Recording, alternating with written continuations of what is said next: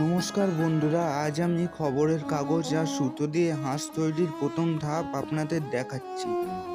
হাঁসটিকে সুন্দরভাবে ফুটিয়ে তোলার চেষ্টা করেছি আমি, তবে কাজটা করতে গিয়ে কিছু জায়গায় কিছুটা ত্রুটি হয়েছে, মনের মতো নিখুঁত হয়নি।